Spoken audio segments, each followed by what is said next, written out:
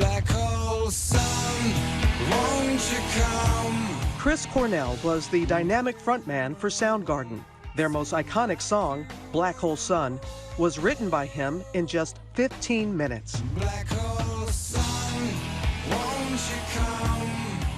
In Cornell's over 20-year career, he lent his talent to many bands, captivating fans with his near 4-octave range and audio slaves like a stone. Like a stone.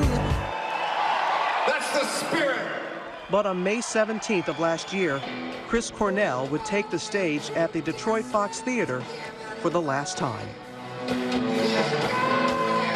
Just a few hours later, he would be found dead. The cause? Asphyxiation, an apparent suicide. In his system were 7 different drugs, which his wife Vicky believes contributed to him taking his own life. I don't think that he could make any decisions because of the level of impairment. And while medical examiners say it was suicide, Vicky blames the cocktail of drugs interacting badly that made him take his life, something she believes he would have never done sober. He loved his life. He would never have ever left this world. Chris Cornell was severely impaired, and with the medications that were in his system that night, he did not have the mental capacity to decide to leave this world on his own. Now Vicky has made it her mission to prevent this from happening to other families. Vicky teamed up with addiction advocate Jessica Hulsey-Nickel to launch the Addiction Resource Center. Addiction impacts your brain. It's a brain disorder. It is an illness, and that the illness can change behaviors and priorities. Tell us a little bit more about the type of father and husband he was. I mean, the kids were his everything. Our family was his everything. As soon as he got off stage, he was a dad. He was a regular dad. But the father of 3 was also battling private demons. For years, he had struggled with drug and alcohol addiction. Vicky says he sought treatment, and by 2003, he was sober, but that wouldn't last. Approximately a year before he died, he was prescribed a benzodiazepine to help him sleep. And it was because he had torn his shoulder. The pain in the shoulder was waking him up at night, and it was keeping him up. By February 2017, Vicky says Chris began acting differently, which she attributed to his prescription medication. I just remember seeing him and I said, you know, you're walking like my grandfather. And he said to me, oh, you know what, I'll just stop taking it.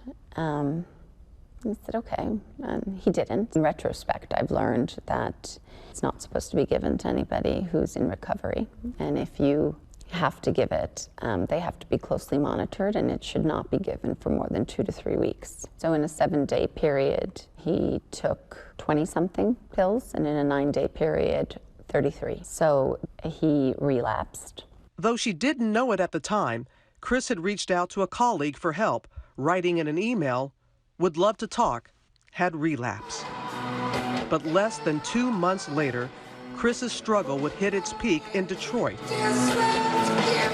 He was off pitch. He forgot words. First thing he said to me when he called me that night was the ringing in my ears. I couldn't stop the ringing. He was slurring his speech a lot. So at that point you were thinking, you've got to get him help. Yes. And I'm like, Chris, please tell me what you took. If you tell me, I forgive you, and I'm going to come and be with you tomorrow. I called the security guard and I said to him, you need to go to his room. The door will be bolted, and don't wait, just break it. And in the meantime, I was calling for help from the hotel as well. And I said, please call an ambulance, please send help.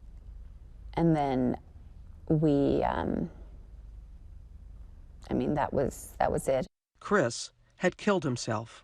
My children woke up, and that was probably the most tragic thing you could ever go through. The events of that night still weigh heavily on Vicky. People say, can't blame yourself, and I'm trying not to. But there were signs. You can't blame yourself, Vicky. You relapse after cancer. I had a relapse and nobody questioned it. Why is it when you have an addiction, which is an illness, why is it any different?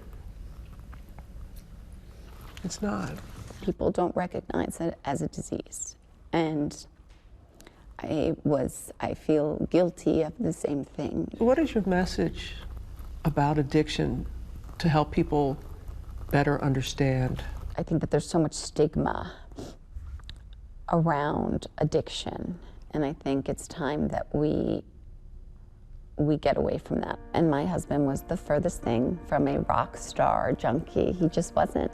He was the best husband, the greatest father. I lost my soulmate and the love of my life. For Nightline, I'm Robin Roberts in New York. Hi everyone, George Stephanopoulos here. Thanks for checking out the ABC News YouTube channel. If you'd like to get more videos, show highlights, and watch live event coverage, click on the right over here to subscribe to our channel, and don't forget to download the ABC News app for breaking news alerts. Thanks for watching.